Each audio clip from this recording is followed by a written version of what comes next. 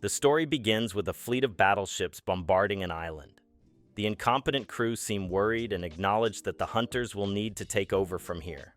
On the island, some cosplayers are fighting off a group of overgrown ants. They try their best with weapons and fire magic, but to no avail. This Comic-Con doesn't seem to be going too well as the ants start tearing through the mages' papier-mâché robes. Before things get out of hand, the cosplayers are saved by some real adults who tend to their injuries and start punishing the ants with some good old-fashioned fatherly love. Just as the bros are starting their post-combat praise session, a giant white ant shows itself, making them think that it must be the leader of the monsters. Discount Wolverine and the guy that stole his claws go ahead to battle the white ant. And, while they did finish it off pretty quickly, more giant white ants appear, which makes them excited to channel their inner dog. Elsewhere in a rundown street, a guy in glasses single-handedly takes down a group of ants, then commands his unit of hunters to attack.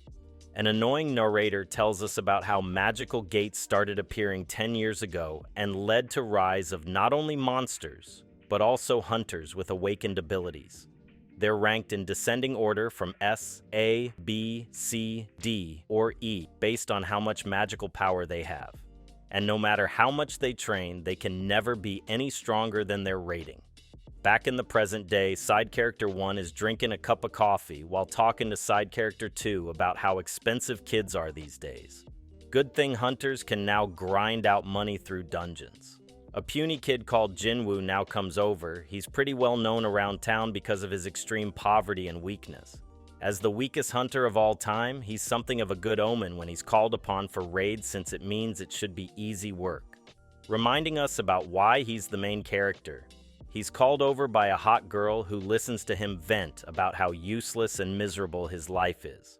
Getting ready to enter the dungeon, Mr. Song announces himself as the leader of the raid, and despite being really close in name to our weak MC, he's actually the strongest hunter there, at C rank. With that, our hero enters the dungeon with nothing but a cheap knife and some plot armor. In an office building elsewhere, Chairman Go is giving exposition about how hunters collect magic stones from slaying monsters as their primary source of income.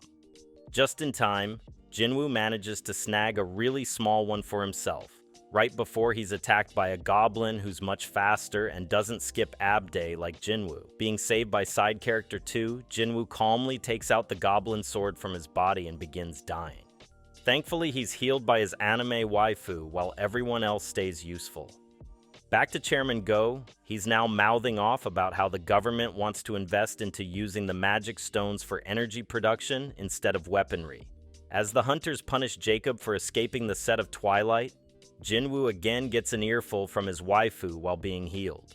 The other hunters split up the loot, as Jinwoo reflects on his immense poverty getting only one E-rank stone. Someone then points out a tunnel nearby leading deeper in, which is weird since the dungeon boss Jacob was already defeated. Mr. Song brings up how standard procedure is to report it and leave it, but side character 1 and side character 2 also suffer the harsh realities of economic poverty, and the promise of more loot is far too appealing.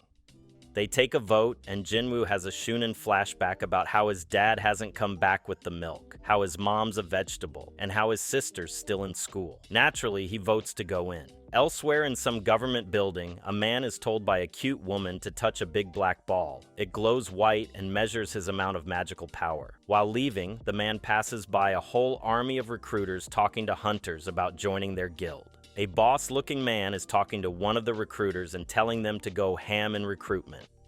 Elsewhere again, a duo in a bike snatches someone's purse and is making a run for it. Unluckily, they run into a blonde woman who shows off her God-gifted personality to stop the thieves. She's revealed to be Cha Hai-in, and we realize that she deserves all the gas in the world. Walking through the tunnel, Jinwoo apologizes for roping his waifu into the dangerous journey. She again gives him an earful about how he's one E-rank goblin away from critical injury and should not be taking risks.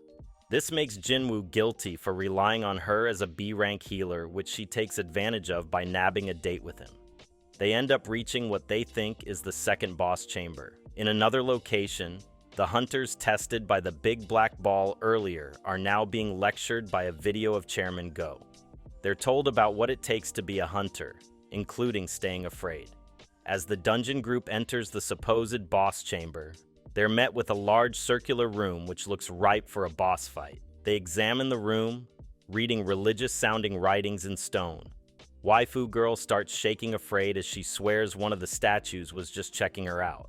Just then, the giant chamber doors shut, prompting this jacked guy to start walking towards them, hoping to leave.